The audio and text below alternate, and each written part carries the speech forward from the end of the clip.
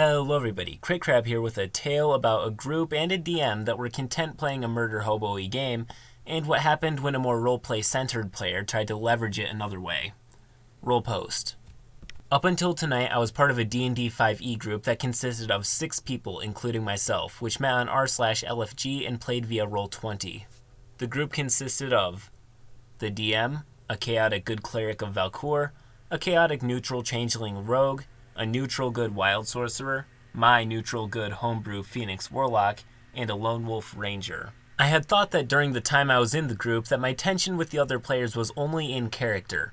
No one ever approached me until a few days ago that my resistance to just going along with the murder hoboism was upsetting people out of character, and I only learned about it when the DM started messaging me that the others were complaining to him about me.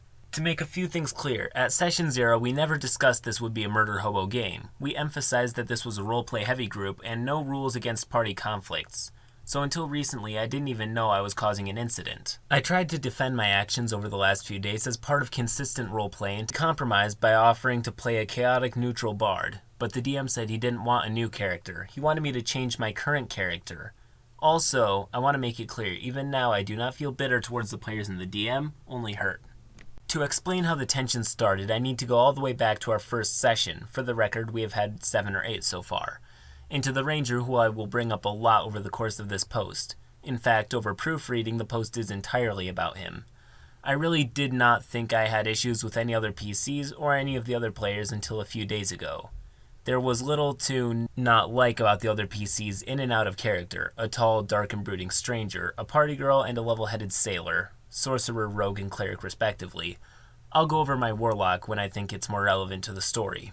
It started with the ranger's player's inspiration for the character as an emotionally broken war veteran who is quite literally a hobo. He got the idea from a book, which if I could remember the name would save me a lot of time describing his behavior. Moving on without that, his first action in the game is to insist the DM start his character in jail for vagrancy, which meant to get the gang together we all needed to somehow get arrested on Session 1. Once we met him, it was pretty clear what kind of character he was going to be, completely aloof and uncaring of the world around him. His second act as a character was to demand more pay from the employer who bailed us out of jail, and to wipe his dirty hands on the employer's fine robes. All of this is not really that bad, but I think it's worth bringing up because my self-described paragon of neutral goodness did not take a liking to his character early on. There are a series of small incidents that I think was good roleplay by the Rangers player and gave me opportunities to roleplay calling him out for being a jerk to everyone around him. With the crowning achievement of the jerk meter was stealing 1,000 gold piece spyglass out from a benefactor. But I'm going to skip all those to cut to the chase. 2 things stand out more than anything else to me. First was his voluntary absence from the group. Every time we had downtime, he never hung out with us as a party. If given the chance, he left our hub town and went to a village about 2 days away.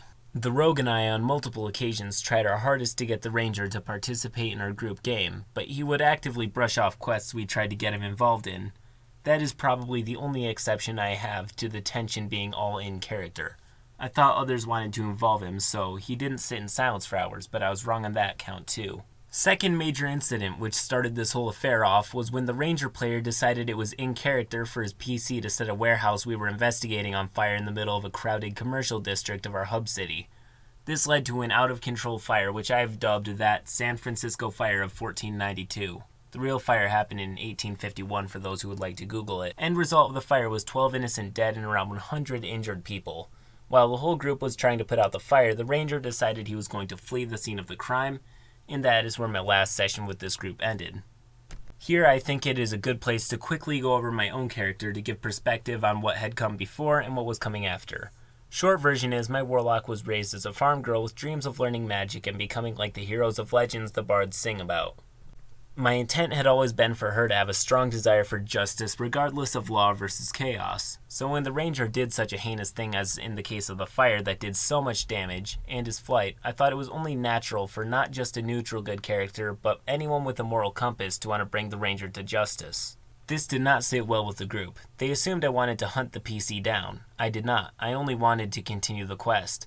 But I got how they came to that conclusion, and explained I only meant that my warlock would attack if the ranger returned. They didn't say it then, but apparently that was not good enough. Despite a lack of rules against PvP and even some light PvP from the ranger during our sessions, he would punch people he was mad at, attack rolls and everything. Apparently I had crossed a line. I received a message from the DM on behalf of the party. I had made the other player uncomfortable with the way I was treating their characters. I never got an answer if the I referred to me as a player or as the warlock. It was a shock to me. As stated before, no one brought this to my attention during or between past sessions, and I thought I was getting along with all the players out of game, and all but one of the PCs in-game. It was made clear to me that the DM was going to force friendliness and cooperation from all the players going forward. I argued that this would break the consistency of the character I was playing, and would be out of character for the whole party to welcome the ranger back as if nothing happened. It was raised to my attention, however, I was the only player not going along with the idea of welcoming an arsonist back into the group. I told him I wouldn't change my warlock's morality to fit the group's forgive and forget attitude. I did, however, offer to retire the goody two-shoes and make a bard who could forgive and forget. As stated above, this was not acceptable to him, and a day after my compromise I was let go from the group and blocked so I couldn't even say goodbye. I swear I was not going to cuss them out or anything like that. If you are still reading this, thank you. I needed to vent and say how much it hurt to be so out of the loop of the group politics, informed too late to make things right, and let go of so easily. If any of my old group are reading this, I want to repeat, I am not mad, just hurt. End post. Well, everybody, it seems though this player is just not a good fit for the group. In my opinion, if the entire party and the DM suck, then as long as they're not being arbitrary or breaking rules just to screw the guy over, then I personally think that nobody's being a problem or a wangrod, except for the ranger. He was most certainly being a wangrod. It does seem odd, however, that none of the other party members seem to have so much as a minor issue with the ranger. All of that aside, it seems as though this player simply got in with a group that didn't share his playstyle.